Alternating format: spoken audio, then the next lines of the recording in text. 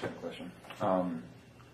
I know, Dr. Richmond, that you have like a lot of philosophies that you derive your teaching from, mainly like private teaching, because you've shared some of those with me. I'd like you to elaborate more on it, and I'd like to know like where. I was hoping you were going to say you were interested in their teaching philosophy. No. I'm also interested in theirs, but I'm just saying so you still add something. Yeah, I'd like to know all of your, I guess, teaching philosophies and where you like originate them from. Well, I guess I had a similar question, like sort of what are your teaching values? Like we talk a lot in 367, 467 as growing teachers that we need to figure out what we value about our teaching, what's important to us, and how that guides our teaching. So I guess it's basically the a same similar thing. question. You know, it's funny. I always have a hard time answering something like that outside of the studio context. As you know, in the studio context, it's just kind of... but without kind of my standard prompts. You know, I sort of go, well, you know, I guess we should all kind of play real good.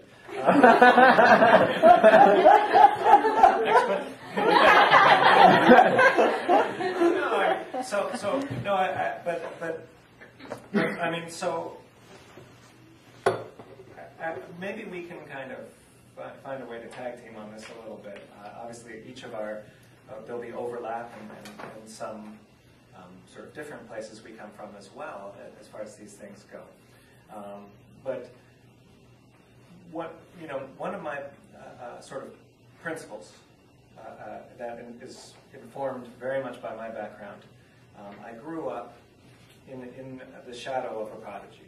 So my grandmother was a prodigy, like one of these crazy, just grew up hearing crazy stories. And just the simplest slice of it is the woman started when she was 9, and at 11 she played Rococo with the Vienna Philharmonic. So back, so as a young person, the question is not, I mean, of course there's that kind of wow, but the question is, this is my family, why aren't I like that? It's not just kind of, I mean, and that's something you really have to actually work through. You have to say, well, geez, and you know, when I was 11, I wasn't even thinking like that. So that happened a little later. I started thinking, geez, what's wrong with me? Where did this go? I guess it just evaporated. And so what I've always been trying, I became very interested in why don't we all have this ability that the prodigies seem to manifest. And so most of my initial teaching questions and learning questions are about, are actually with the assumption that we do, but that more often than not we've found ways to make it difficult to reach, or ways to you know, avoid it, or there's other kinds of impediments and barriers that keep us from accessing that kind of talent. I say it's the walking and talking talent. Everybody in this room is a virtuoso of movement, of being a human. And talking is more complicated than anything you'll ever do on your instrument, because you have to marshal your thoughts, you have to move everything in this entire part of you in a very complicated manner, and if you start thinking about it the way I am right now, which is unfortunate, then inevitably it becomes a much more complicated process. But we're all capable of that kind of virtuosity, and so the question is, how do we find ways of getting to that core and removing all of the kinds of top-down and other impediments we have in our thinking. And then, of course, that has many, many ramifications and different ways to explore it and 1,000 other things. But that may be something that that may inform you in some ways as to where a lot of this began in my head.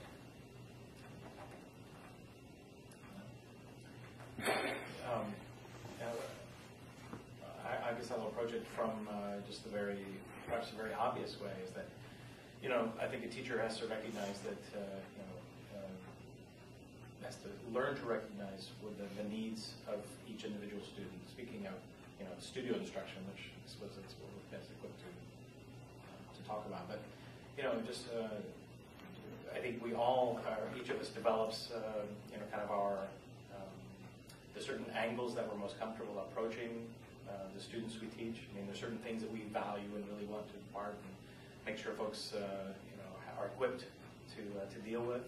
But I think taking each student, you know, with their unique backgrounds and trying to assess, you know, what the needs are, technically, and of course, and much more interesting musically, and then just trying to nurture, you know, the individual so they are well-rounded and have the basic skills that are going to help make them successful, help them be able to make the next step.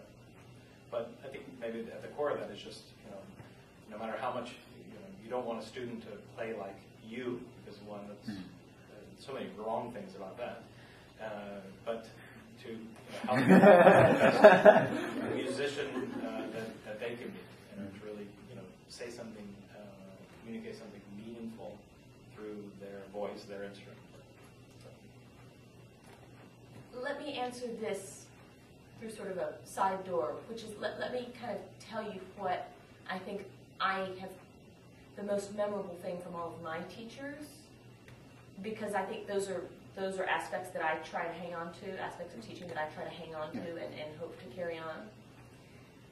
And I'm going to count my parents in this category because, well, you know, they were.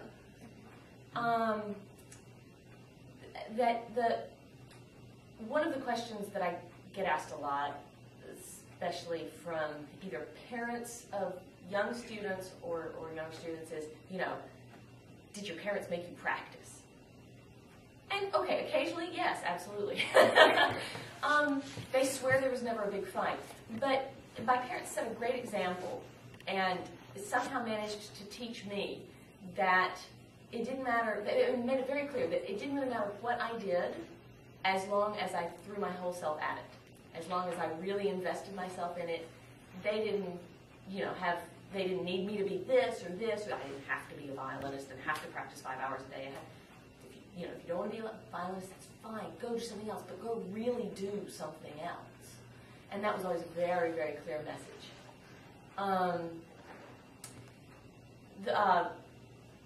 Stephen Shipps, who's at the University of Michigan now, I started studying with him a little bit when I was 9, and then, you know, went all the way through college. And so I still have notebooks that my father would sit through all those lessons and take copious notes. And since he reads music well and all that sort of thing, they were great notes. It's fun to go back and look at that. And having done that now as a teacher, I can see how good Steve was at pacing things, at figuring out what I needed to do next, at figuring out when to push something or when to let go of something. That I wasn't going to learn this right now. It was better just to move on and come back to it in 6 months or a year, rather than, you know, kind of beat a dead horse. Let it go. It's fun to look back and see how he methodically built technique. You know, what exercises got assigned and what order and all that sort of thing. Steve could also be a bit of a football coach. He was a very multifaceted teacher in that way. So he could get up in my face and, you know, really hammer a point, or he could sit back and kind of play it cool and very methodical. I got to study with Joseph Gingold one very, very intense long summer. I was in Bloomington, I don't know, 10 weeks. And I had 2 lessons a week, and I had the last lesson of the day. And that was a lot of hours.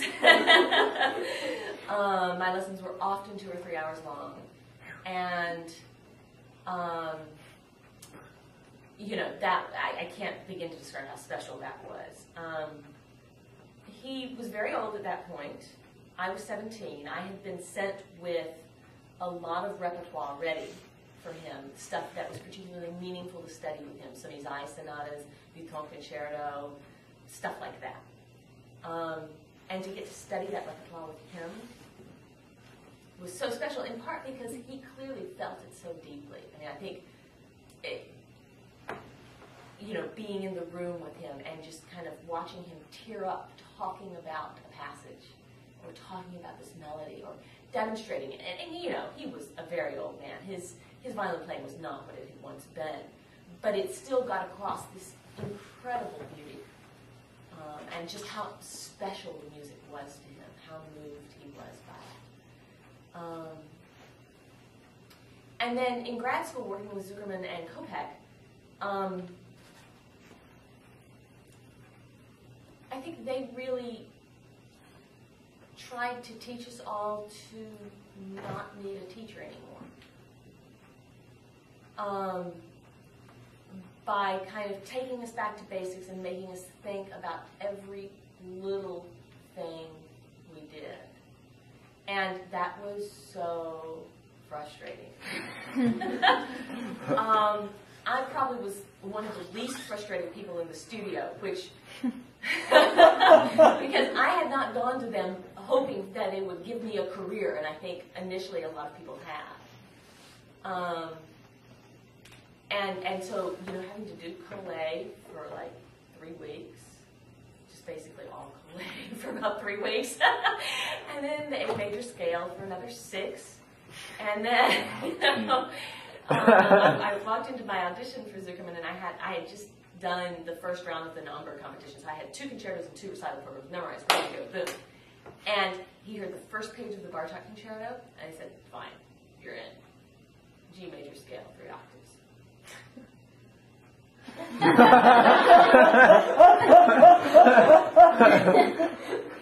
but what, so here's one of the great violinists in the world who demonstrated that it all comes back to basics, that's what we have to think about every moment when we want to fix our playing, when we want to try something different, when we want to figure out how to do something, is to take it back down to ground level and look at